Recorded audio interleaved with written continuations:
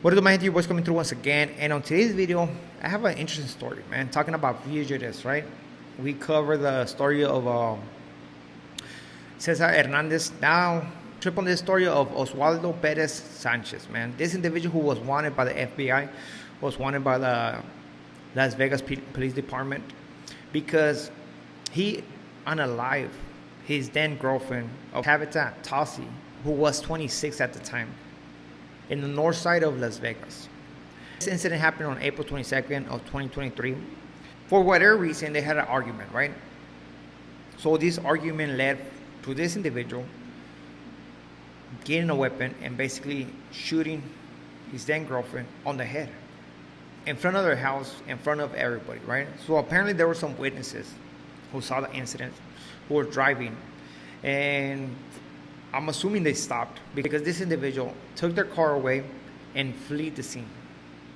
The thing about this situation is that the family of Tabitha is upset because it took, I don't know how many days, for Las Vegas Police Department to actually release the picture of this individual and basically say that he was a suspect on this case, right? This individual had enough time to actually cross the border and make it all the way to Sinaloa, right? This happened in April of 2023.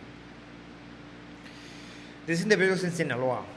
I don't know what he's doing over there, but he seems to have money because there's video of this guy actually going back to Fontana to a nightclub, and actually it seemed like he was throwing money away, man.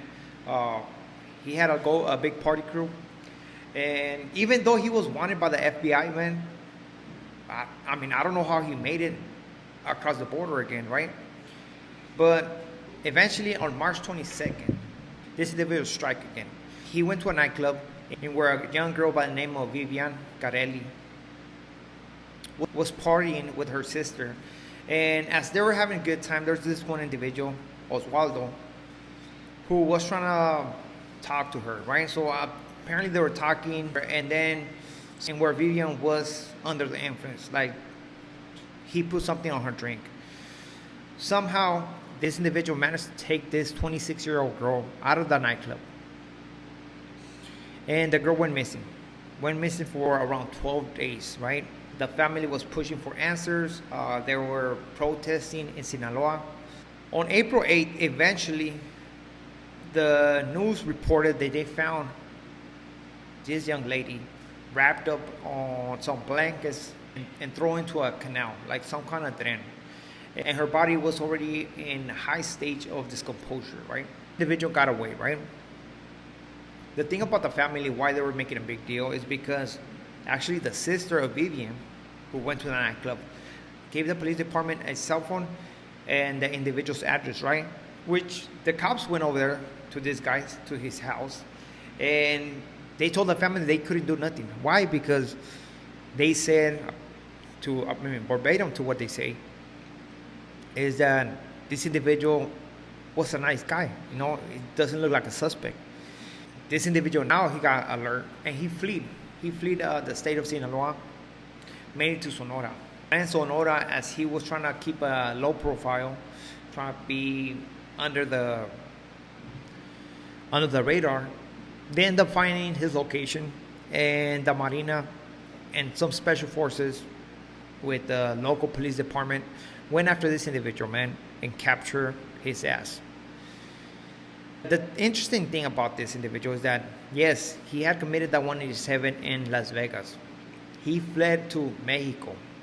Not only that, he was wanted by the FBI, who offered $35,000 for any information of his capture, or that would lead to his capture. And this individual had the audacity of actually going to LA, to Fontana, and to party. I don't know how he did it, but again, this guy had so much money that he had to be involved in some kind of stuff like that. And came back, strike again, took the life of another 26-year-old, and finally was captured. I believe he got captured on April 21st or 20th. Almost 2 years to the date when he took the life of Tabitha, the 26-year-old that he didn't care for, who was actually like a poet. If you go to her Instagram, she was writing a lot of poems. And she had a bright future, you know. Also coming over here to Mexico and unaliving another young girl who had a lot of potential in life, who had a lot of life in front of her, and just taking her life just because. And that is why there are special forces that actually deal with fugitives from the U.S. They are in charge of doing the border. At least what I can tell you is that Baja California do have them. I don't know if Sonora have them or Chihuahua has them. But this is the reason why we have special forces that only specialize on dealing with fugitives from the United States. Because a lot of people might say that Mexico is wild, is lawless, but no, there's law, man. There's law. Yes, if you have money, you possibly can get away with stuff. Possibly, I'm not saying you're not gonna get. I'm not gonna say you're gonna get away with it, but possibly there's an option. You know, you have to know the right people, and you have to make those deals when the time is right. You know, you cannot make the deal once you have the U.S. Marshals with you, or the U.S. knows that the U.S. knows that they capture you. You know, you have to make sure how to move pieces. And this individual is being taken away so far. One thing I can tell you, that feminicidios, unaliving a woman right here in Mexico, is very punishable. So it seems like he's gonna stay right here in Mexico for a long ass time. I don't think he ever gonna make it out. We'll see what happens. And when I say that a crime against a woman is very punishable in Mexico, just put it this way: there was an influencer by the name of Fofo who actually beat up a female just because he hit his car or something like that. This individual had a lot of money. I believe they gave him like 70 years. 70 years or 40 years. It's one of those two. But it was like an extreme sentence, man. Just to beat up a female, you know, for attempted unaliving. That's why Mexico is trying to end this violence against the woman right here. They're going tough on that, and they're not gonna stop.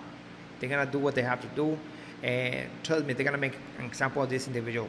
Right now, Las Vegas, they want this individual to be extradited and pay for his crime, so it can bring some closure to that family in Nevada.